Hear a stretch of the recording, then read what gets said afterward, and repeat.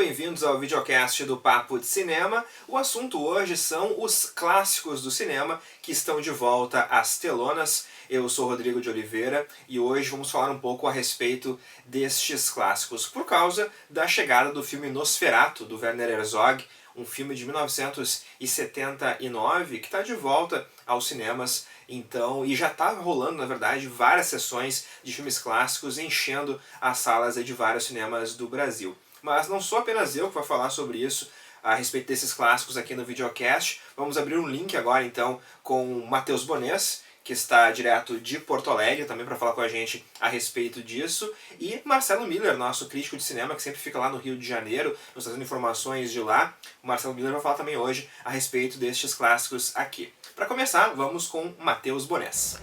É isso mesmo, então, Rodrigo, eu estou aqui para falar um pouquinho dos nossos clássicos, né? Eu escolhi o Alfred Hitchcock, né, que é o meu diretor favorito. Eu sei que de muita gente também, né, mas enfim.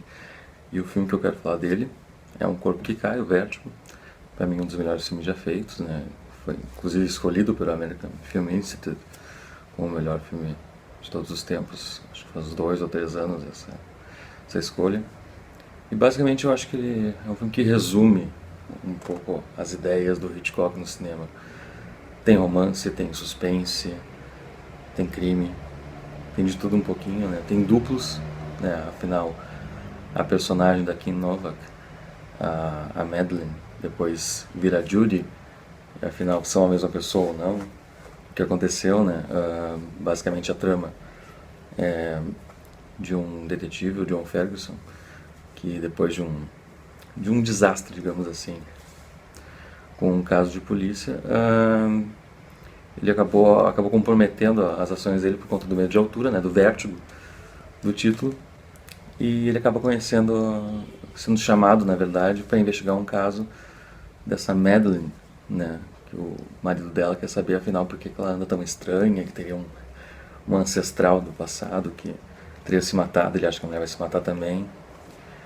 E lá não sei, se apaixona pela Madeleine, e ela também por ele, e ela acaba realmente se matando, mas depois ele reencontra a mesma pessoa, no caso a Judy, né, a versão morena, digamos, da Madeleine, e também começa a desconfiar de várias coisas que estão acontecendo com ela.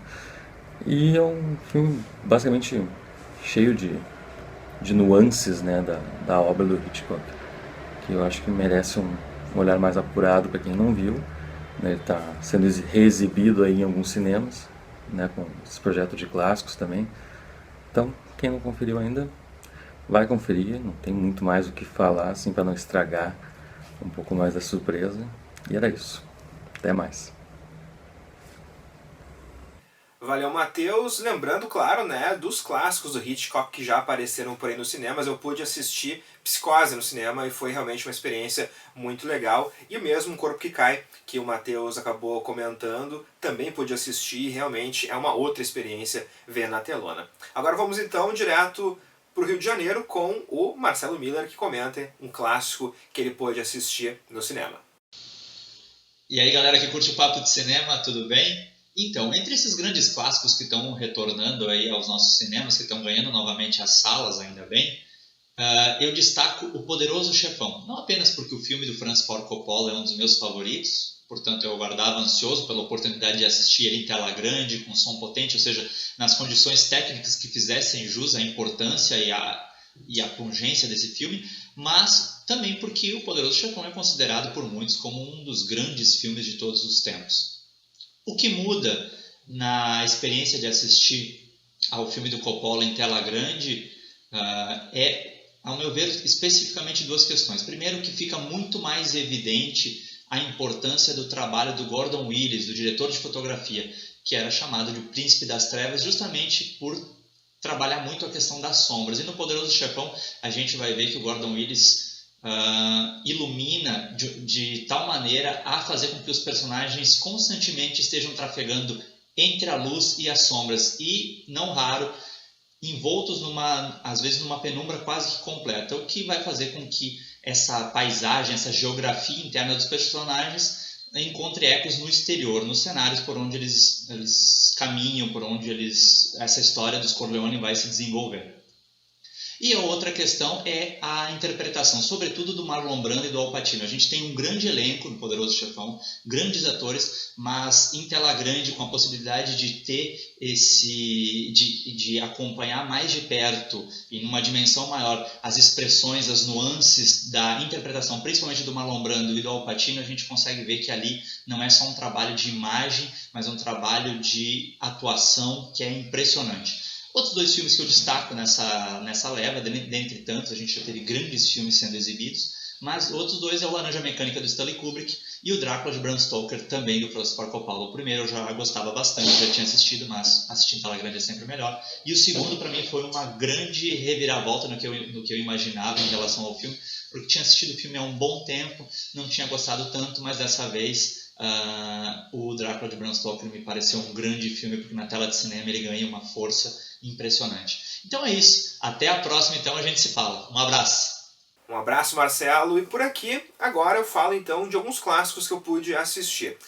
O Marcelo e o Matheus escolheram alguns filmes bem clássicos, aqueles filmes realmente que a gente lembra direto, Poderoso Chefão, Corpo que Cai. Eu mesmo pude assistir alguns filmes do Hitchcock e também do Francis Ford Coppola nos cinemas, mas eu resolvi hoje trazer alguns filmes que da minha memória afetiva. Aqueles filmes que meio que me fizeram virar um cinéfilo e depois um crítico de cinema e um jornalista especializado então nessa área.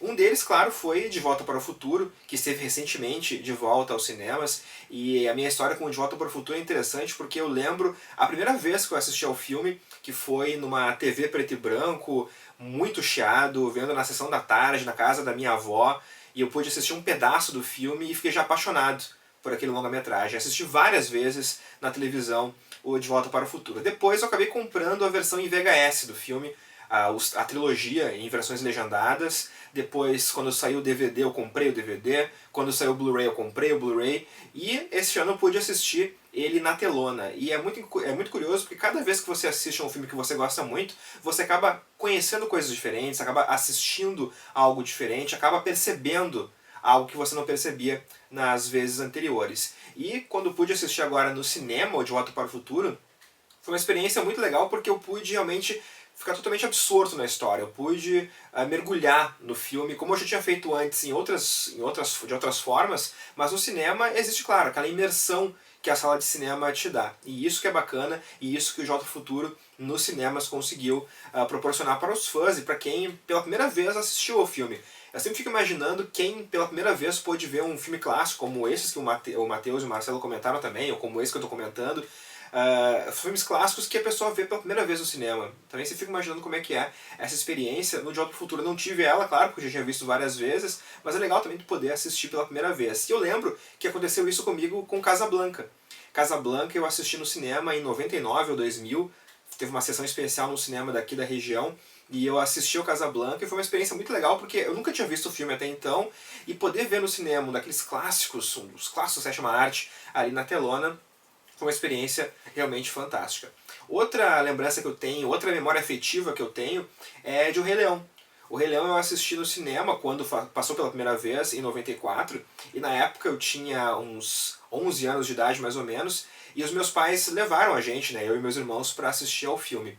Quando o Rei Leão voltou aos cinemas em 3D, alguns anos atrás, eu e meus irmãos podemos fazer uma coisa um pouco diferente. A gente levou nossos pais ao cinema. Então a gente, digamos assim, retribuiu aquele passeio ao cinema de 94, vários anos depois, podendo levá-los ao cinema. Eles nunca tinham assistido nenhum filme 3D, então eles puderam também assistir ao filme 3D no cinema. Então foi legal, foi um passeio, uma coisa realmente emotiva, porque afinal de contas a gente foi ao cinema juntos em 94, pôde ir de novo então assistir ao filme que é um dos meus favoritos, uma das animações favoritas. Poder ver Simba, Scar, Mufasa, Timão e Pumba de volta na telona também foi uma emoção que trouxe toda aquela memória afetiva de volta por poder ver os filmes na telona. E isso que é legal também, na verdade. Esses clássicos de volta, como Blade Runner também, que acabou de passar nos cinemas, ou Bebê de Rosemary, temos ali Forrest Gump, vários filmes que foram importantes para muita gente na época que foram lançados no cinema, de poder assistir de novo anos depois é muito legal. Mas claro, a experiência também de ver pela primeira vez sempre é interessante. Mas se você quer ver críticas dos filmes que a gente comentou por aqui, papodecinema.com.br é o local, tem críticas de todos os filmes que comentamos por aqui, filmes que o Matheus, que o Marcelo comentaram, e também, né, você pode conferir outras críticas sempre por ali no site. Se você gostou do nosso vídeo, curta, assine o nosso canal e, claro, sempre fique ligado nas atualizações do Papo de Cinema. Um grande abraço a todos e até a próxima!